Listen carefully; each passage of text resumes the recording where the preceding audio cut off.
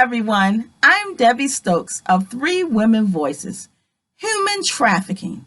In the U.S., there is a domestic crisis, which is the abduction and coercion of women and children. In some cases, young girls are being ripped from their mothers in broad daylight. Others are snatched into soundproof vans with duct tape placed across their mouths, only being able to manage silent screams. Domestic human trafficking. The victims are sexually exploited, often subjected to forced labor, held captive in dark hideaways, far from society's eyes. It happens in the underbelly of America. Underreported. Today, I introduce to you Ken Henry, an anti-human trafficking advocate who will shed light on this growing epidemic of modern day slavery. Hi, Ken. How are you? Hello, how are you doing? Doing fine. Happy to be I'm here. fine. It's a good thing that you're doing, and I welcome Thank, you. thank you so much. Thank you so much. Very needed. Yes, yes. So tell us, what is human trafficking? Well, you actually almost hit the nail on the head because it is where individuals are pulled into sexual exploitation, working, being, employment or exploitation, or even organ Hmm. being taken from them or whatever. So it's through force, fraud, or coercion. And those are the three methods that we found that are being used Okay. majorly. So yes, you have the abductions, you have also the coercion though of playing to a romantic interest or becoming a really close friend. And now we're seeing that you have females involved in this as well that are many times working with males. So it's a very challenging, Hmm. I'll tell you, fight because here in America we have it's very complex. And by the way, we are from what the new stats are, we're the number one in the world of another country, but we're number one. Okay. And we have, because of pop culture, the strip culture, all these things here, it's very, very difficult. And I don't know if you know, heard, but just recently there were even, I think, about anywhere from 13 to 16 Marines that were just arrested because of their No, I involvement. haven't heard. Right. And so it's very complex here, but this is why we're growing in numbers. We're getting awareness is very, very important to us, and prevention. And so to go out and teach people, everyone, no one is exempt from this. It Hmm. used to be where traffickers would only target communities of disparity, and Okay. foster children and things of that nature. The weaker, the more vulnerable in the population. But now Hmm. that's not the case. So now they're targeting anyone, suburban America, because they're finding, oh, they're naive. Their parents are not talking about it. They're far Hmm. removed from it. So now what we're doing is we're going to churches, we're going to schools, anyone who will let us in to really teach about this. Task force are growing. I'm one of the Okay. steering committee leaders of the Compton Task Force and actually one of the founders of it. And we have meetings every other month. There's a Okay. Long Beach task force. There's a LA regional task force. There's an Orange County task force. And so we've been making sure that these things are very small, that we're knowing each other, working together, collaborating. And I had the privilege recently of helping to found and start the Black Faith Coalition Against Trafficking, made up of Black churches, and teaching Okay. them all about trafficking and what can they do, their involvement in Okay. it. So we're excited about a lot of the great work that's happening. Hmm. Just Hmm. as we feel they're growing, we're growing. And Okay. we're being very active, even Okay. street outreaches. So, yeah, it's a lot, but it's definitely a scary thing. And of course, they definitely tend to target the younger population. So, anywhere from Hmm. between 11 to 18 years old. I'm 11 and I'm in sixth grade. Okay. And tell everybody what happened. So one day I was at school and I was in my last period and that was science, and our assistant principal got on the intercom and she announced that a white van was following kids. So after we got dismissed, some kids stayed inside the building and some left, like they took the bus or they walked home or they walked to the rec. And after that, the police came because there were reports going on about the white van and all. And the police went up to the white van and he started asking the driver questions. and the driver wasn't responding. So then the police, they stood there in front of the van so the kids on the other side of the street could walk to where they wanted to go, like their destination. And then I stayed inside because I was scared, and that's it. Mentioned organ. They're taking organs. Organs, yeah, they're taking, so a lot Really? of these girls, especially, and we don't know what it is about black women that is a major target Okay. for this for some reason, and that's something we're still trying to find out. But we do know it could possibly be because it's underreported. Okay. You know, for whatever reason, women of color, period, are not getting as much media attention, you know, as their counterparts, and so you know, that's a big thing. And what in some cases with investigations are finding that this thing is huge, where there's some big entities involved in this, and these organs are being sold and getting into hospitals and things of that nature as well. Mm, So okay. still a lot of work and investigation going on there, because that was something that was kind of new the last few years. Okay. Not new to happening, but new just, you know, to the understanding of it. And so Yes, got you. yeah. Okay. So now what makes a woman or children a target for traffickers? Yeah, it used to be, well, it's any level of vulnerability, but that's not necessarily the case anymore because of what we have. Like, for instance, with the, let's go with what we call, we've titled as pimping, gorilla pimps and Romeo pimps. Romeo pimps look for weaknesses. Romeo pimps are the ones who date you and say you're my lady and get you to fall head over Mm, heels and get all okay. your personal information, know where mother lives, grandparents live, you know, what's the weaknesses in the families, and Mm-hmm. then starts to, you know, coerce you that way, Okay. and now have gotten you in this mental and emotional place, and now having you turn these tricks and things of that nature, and then maybe Okay. drugs. Then your gorilla pimps are picking up literally the vans, or just the guys that are dragging you straight off the streets and jacking you Oh, okay. parking lots.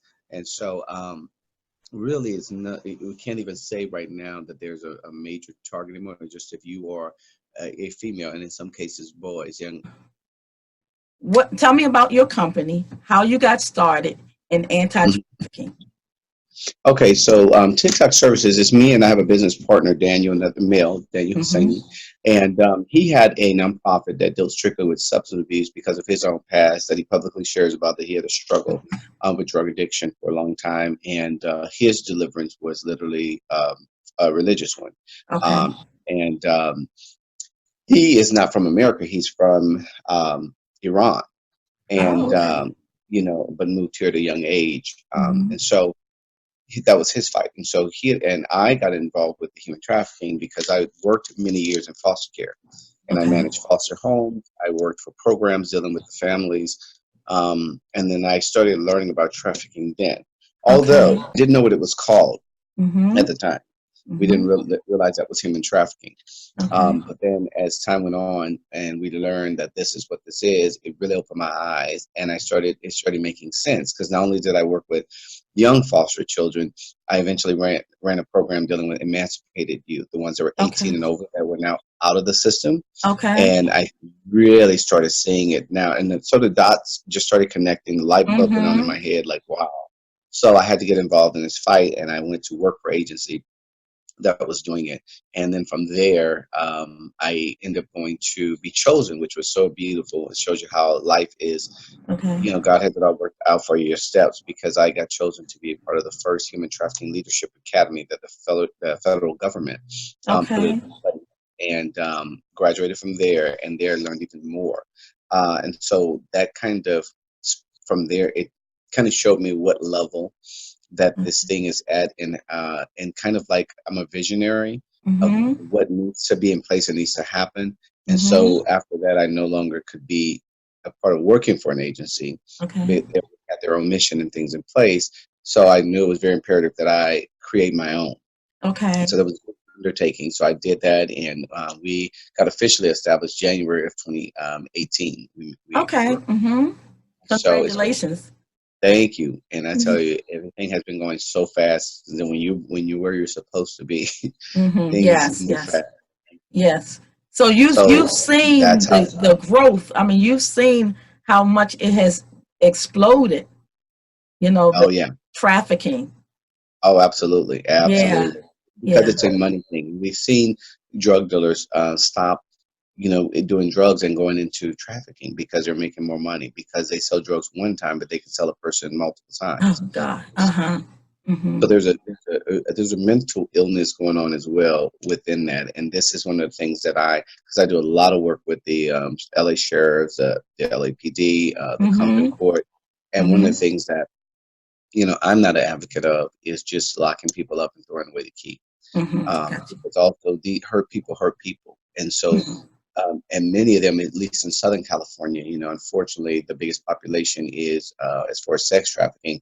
We're finding is African American women, and the traffickers, 60% are black males, as far Okay. as reported, which is why we birthed the Compton Task Force, which is why we birthed the Black Faith Coalition, because if Mhm. this is the case, and this is our community, and we need our involvement in it.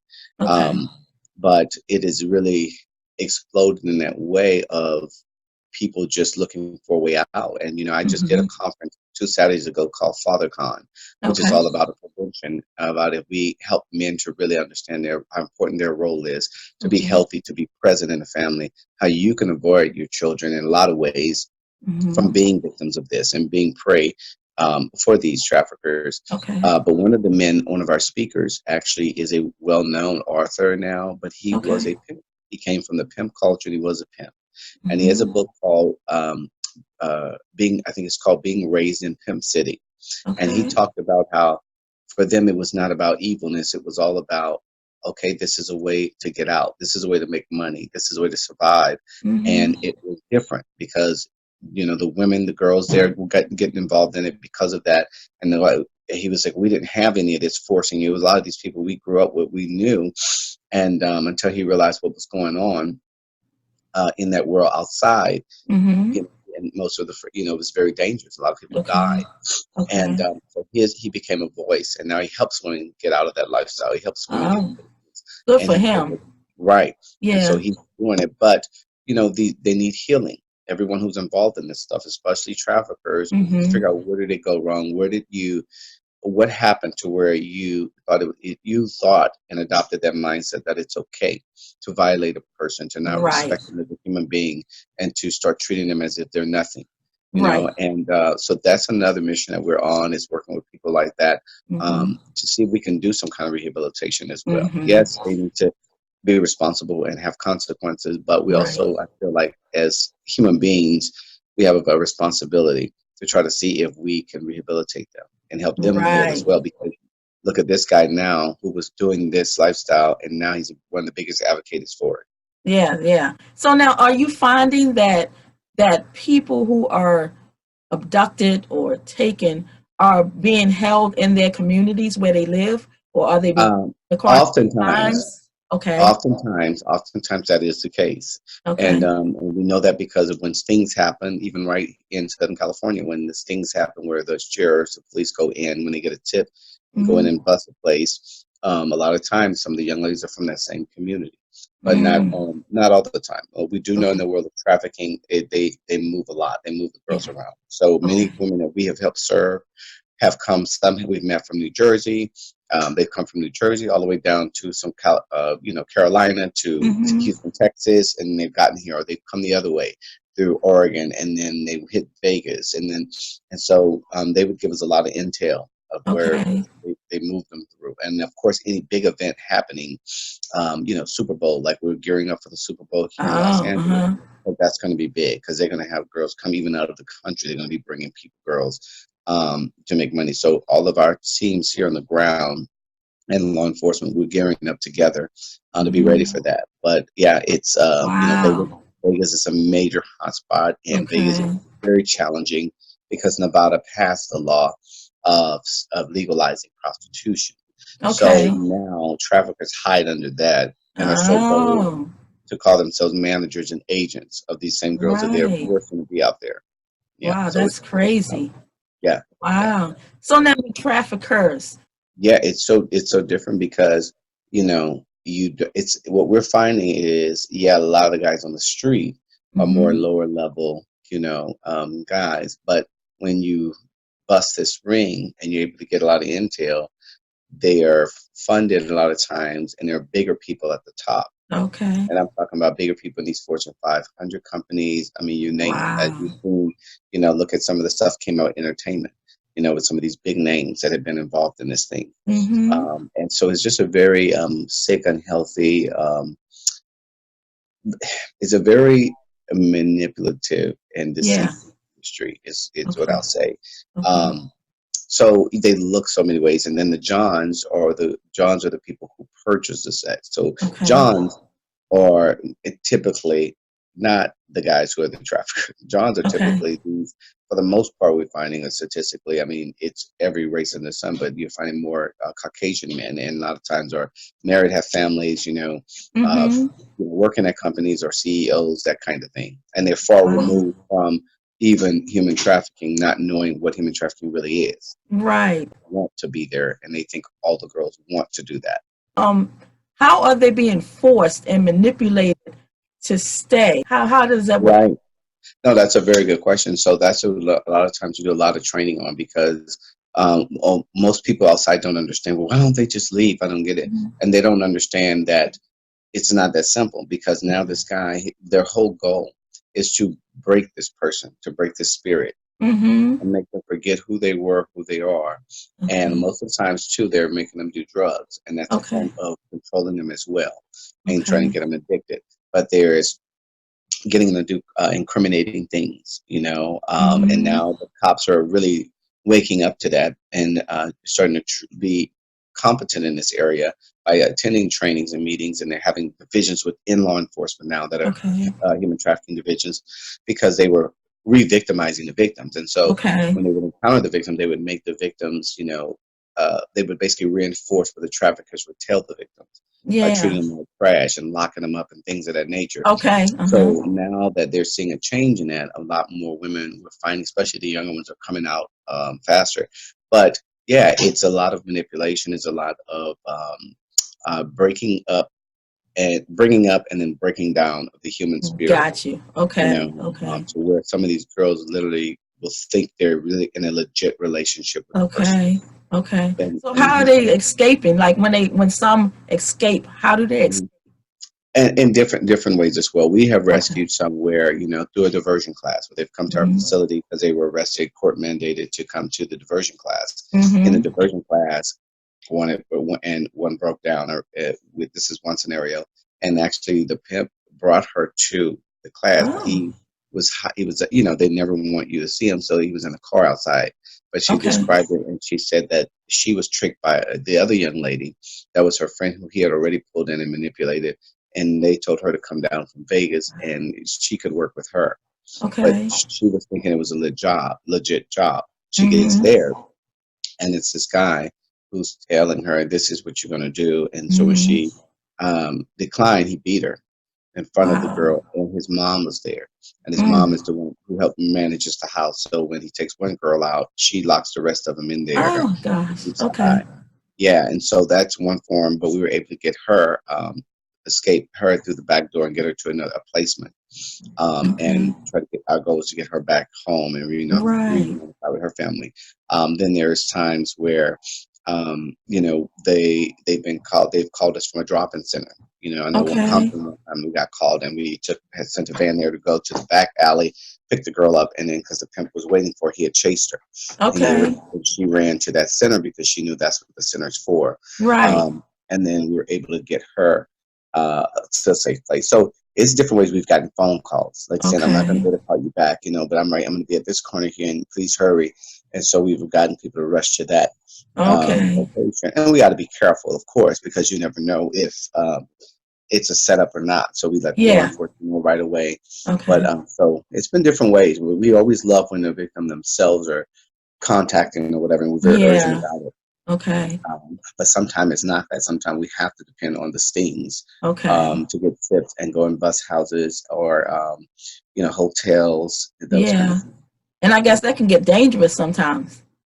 Oh, absolutely. That's why it's Yeah. always best to have the law enforcement there, because our goal is to really just be there to serve the Right. victim and to be able Right. to now do the trauma informed, care Mm-hmm. and that kind of thing. So what is like the average time frame that a person once they've been captured, that they're usually there? Oh God, that's another tough one. Because we're seeing for us, to me, 1 hour is too long. Yeah, Because of absolutely.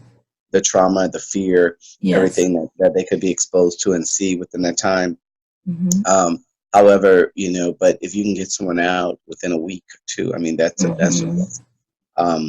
Because normally it's tough. Normally we don't know, and the longer they're in there, the longer and the better chance the trafficker Hmm. has of taking their mind. And their goal is to turn them against their family, turn them against Hmm. everyone, and say, "I'm your family. I'm the only one who cares for you. I'm the only one who loves you." And Okay. that's their whole goal, is to break that down. So the quicker we can get them out of there, the better. The That's better. always the case. Yes. Because the longer they're Yes. in there, and there's no time period on healing. Everybody heals Hmm. differently, Hmm. but we do know the longer they're in there and subjected to that culture, the more The challenging it hard it is. is. Yeah, Right. Right. yeah. So now, what in numbers, like how many people actually per year are being taken, Again, and held against their will? yeah, and that's a very, very hard one for me. I'll tell you, because there's a lot of stats that we give, even with the amount of money that's made a year. But I don't like saying these things because there's so much unreported. Oh, got you. I That's mean, true. there's so much unreported that we don't Yes. know, and I just feel like when we say these things, I'm fine with we know this is Yes. it's over $1 billion industry. We know that. Yeah. There Wow. is hundreds of thousands of people in this country being pulled in, and who knows a day, right? These traffickers are like working daily, like Yeah. they don't have days off. They're looking Hmm. for opportunities. And so there's so many victims that we still haven't found, and I want people to be urgent about that and let Hmm. them know that there's so much work that needs to be done in this thing, and the Hmm. best thing we can do is to get in where you fit in, and that could Hmm. be just a community leader of bringing awareness, Hmm. getting trained, educated on it. The task force meetings we open up to everyone, and that's one Okay. thing I always say. I always say, okay, even though I read this stat here, this is just that. This is only that we know about. Okay. Hmm. We Yeah. believe that there's so much more, because then we Okay. start learning every day of a new victim. So when we have a new agency found, or we helping, or we get an email. Wow. So, and it's intense and it's growing.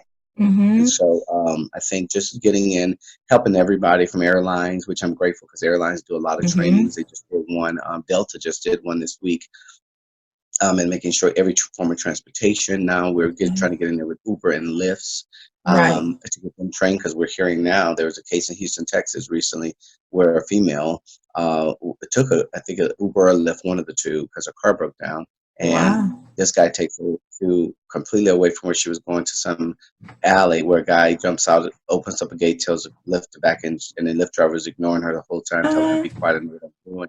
And if she hadn't jumped out of the car and ran, yeah. she would probably be trafficked, more than likely right Wow. now. So she, went to the police right away, and then she Hmm. also made a video to let people know about being careful. And she has all this information, which is great, through Yeah. the app. So Mhm. hopefully they're going to deal. Well, they're going to have to deal with that. Um, Yeah. so it's just buses, trains, Hmm. you name it. Wow. Everybody. It's It is so unfortunate. crazy. It's so scary, for women Hmm. these days. And so you mentioned about black women. I've read that Hmm. black women are like you say, a big number of Oh missing. yeah. Why isn't more being done in with the police force and things like that? Right. And that's where we come in at. And when I say we as a people, is to Hmm. hold these entities accountable, and Okay. making sure they're getting attention that is needed, that Hmm. these Black lives do matter. And this is exactly what, when people talk, like, I never personally have been involved in Black Lives Matter, but this is what exactly one of the things that is about. Like, Okay. every life matters, but right now you're seeing just a significantly high number of this race that's Yeah. being coming up missing, that's being targeted. You look at the stats, just look at the stuff that is reported that we have on paper. Okay, that's an issue.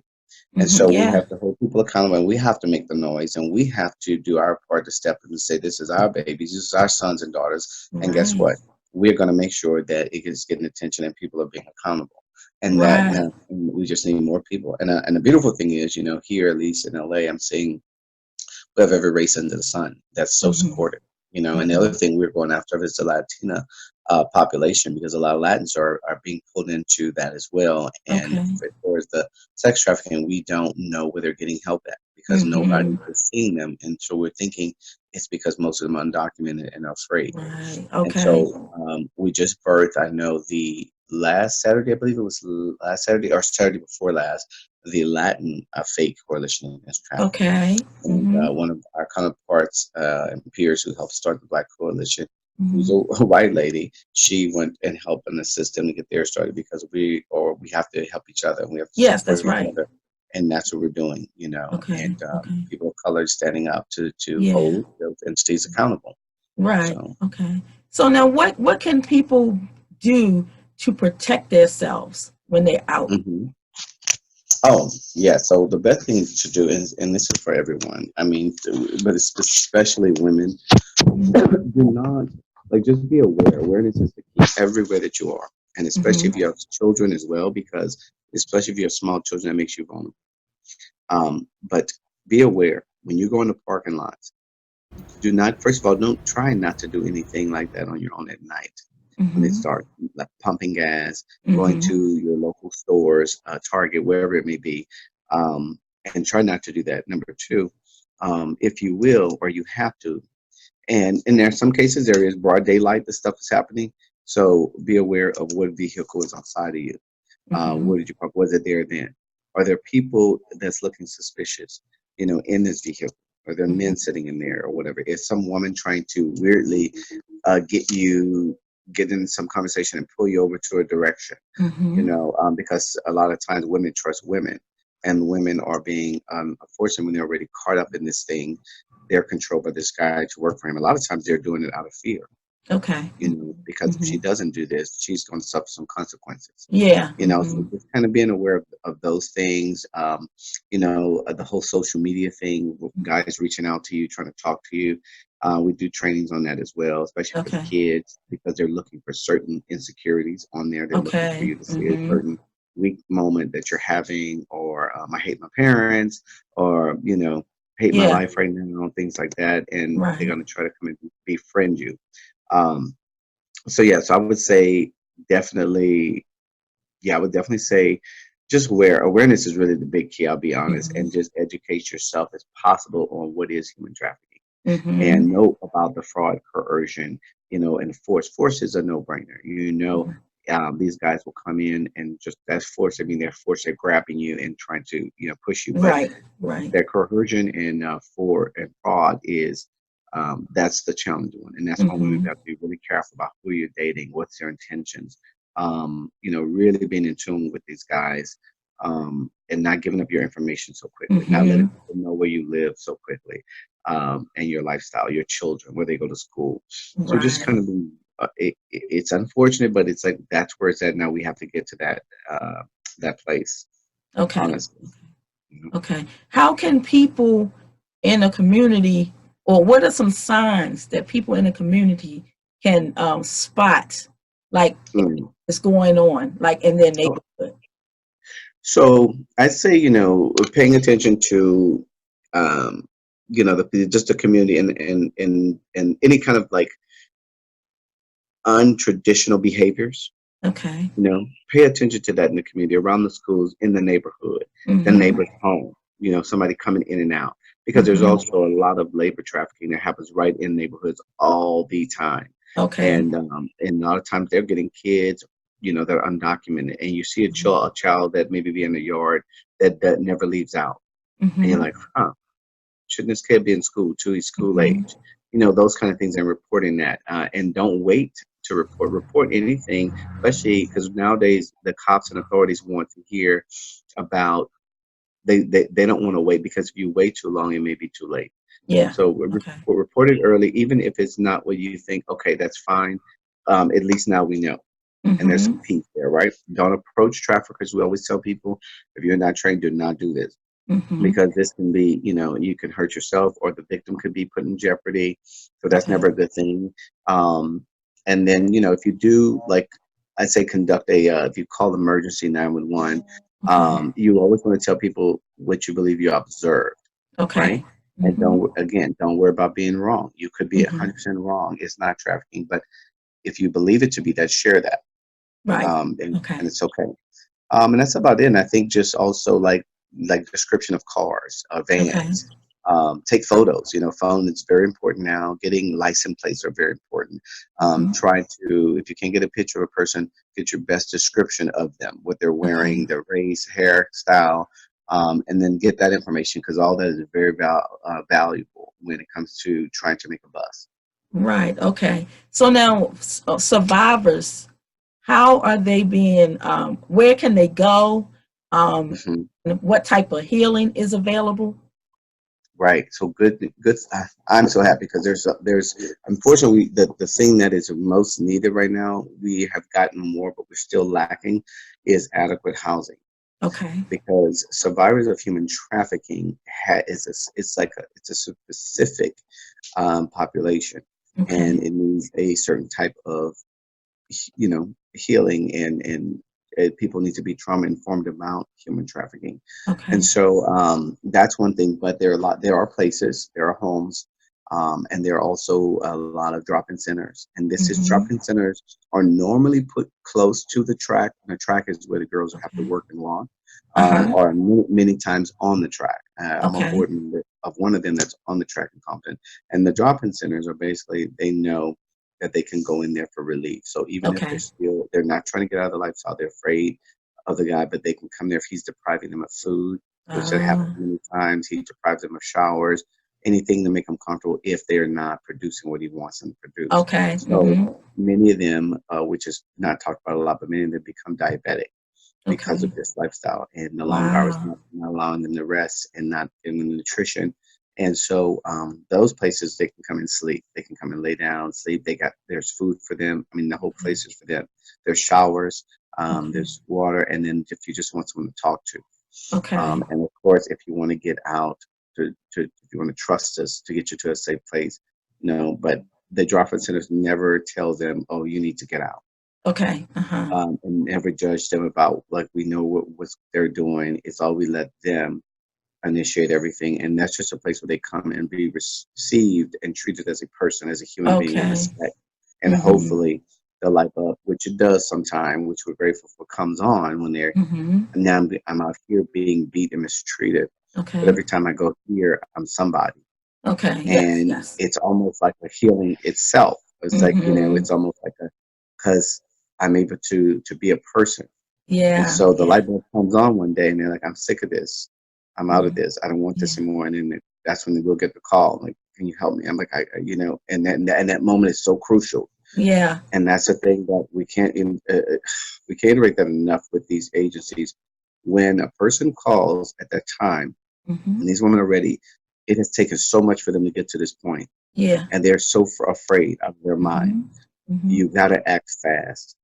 And this is why plans and things have to be in place with agencies. You have to have it set up, because Okay. the last thing we want to do is fail them, Yeah. because we may never get them again. You know, Okay. Okay.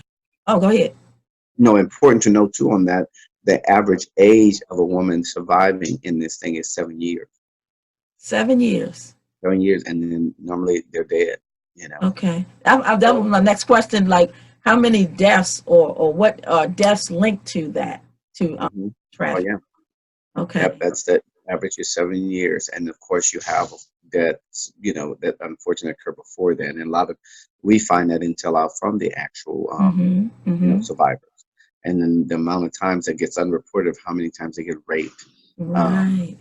and then there's consequences for them being raped and not getting paid, Right. so there's no healing. It's just trauma on top of trauma. So you get raped, and you get sent back, no money, you get beat Mm-hmm. again by your Mm. trafficker because you allowed this person to rape you, and you didn't get my money. And so it's just continue, just trauma and abuse. So Mm-mm-mm. this human person is broken down. The Yeah. spirit is broken. So when we have survivors, and we have a lot that get out now, we're so grateful because so many of them are into the work Mm-hmm. and Okay. working for agencies, and now have started their own. And it's just so Okay. powerful, because they know the streets, they know the talk, and they're very powerful and impactful with the women. And so Right. it, to me, you have always got to have survivors a part of your agency. And because if you don't, then you are not, to me, You're not Mm-hmm. survivor informed. Okay. Okay. So now, what is being done when a trafficker is arrested? Like, Mhm. average time that they spend in jail, or do they spend time in jail? Oh yeah, so now it's getting some states. California is one that has a very tough one now.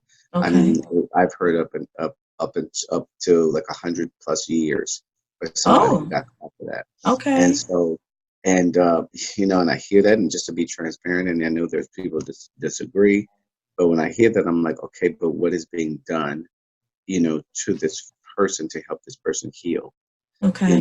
For me, because you look at people that are out there like this guy, gosh, what is his name? The one I told you about. Last name is King Armand Okay. King Uh out of huh.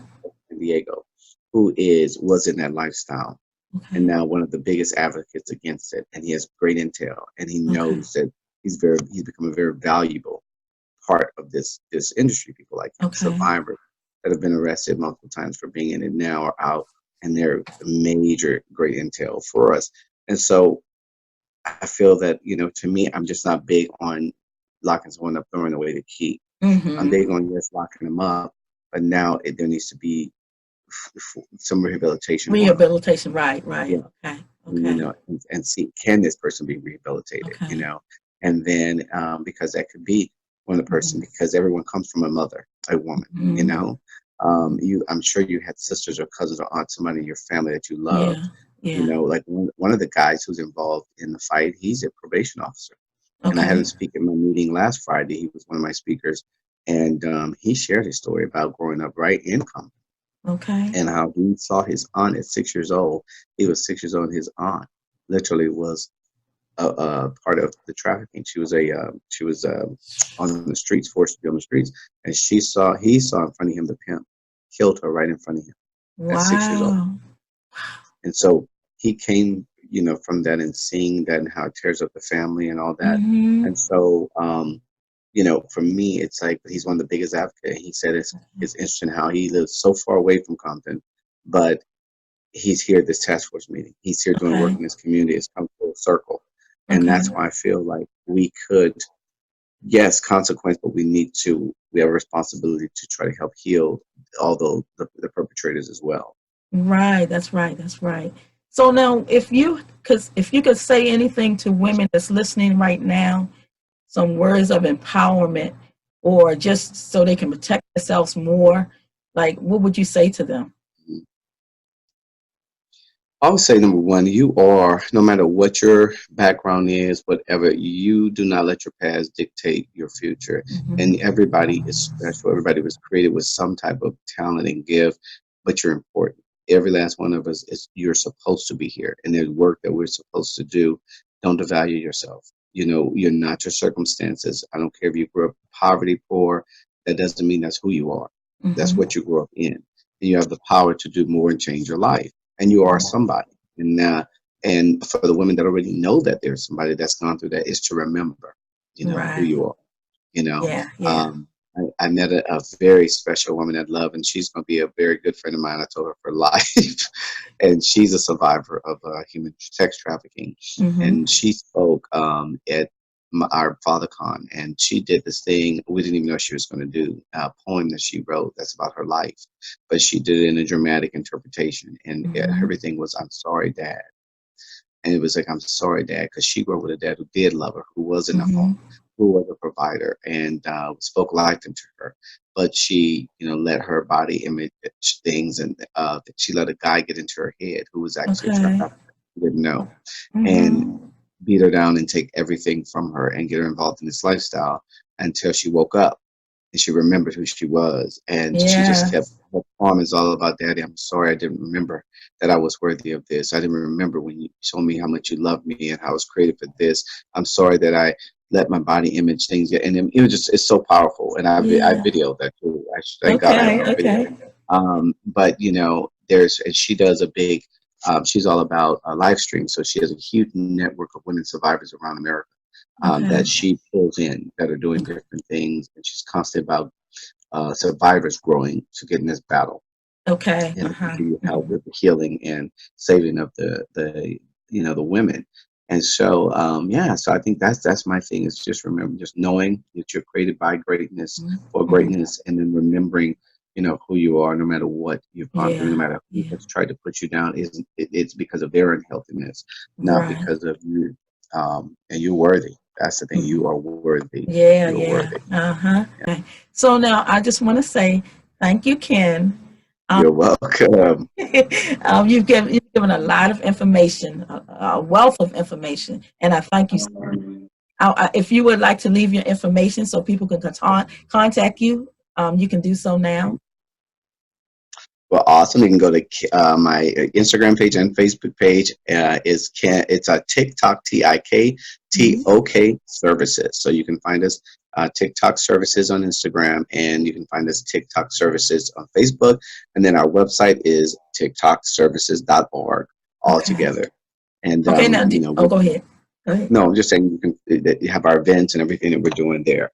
Right. Yes. And thank you for your work.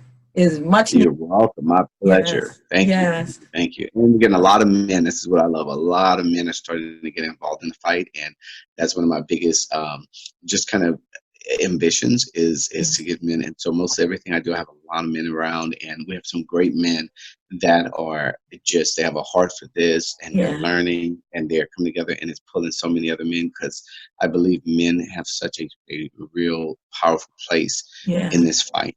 Their Hmm. presence of having healthy men, Yeah. being Yeah. there.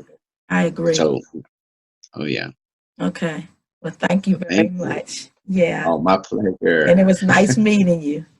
You too. You too. Definitely keep on with your work because this is very important. Having this platform to Yes. empower women and do like this is so. This is part of the fight. To me, Yeah. you're already part of the tribe because Okay. what you're Okay. doing it supports our efforts and all that. So anything that we can do, Hmm. please reach out Hmm. to us and trust me. If it's in my power, we're gonna do it. Okay. All right. Thank Yes, you. yes. And that's four voices because you have TikTok services, so you have four Yes. voices Yes. for women. Anyway, Okay. just like a man. Yeah. Okay. Thank you. Bye All right, bye. you're welcome. Bye bye. Have a great Okay. day. Okay. You too. Bye.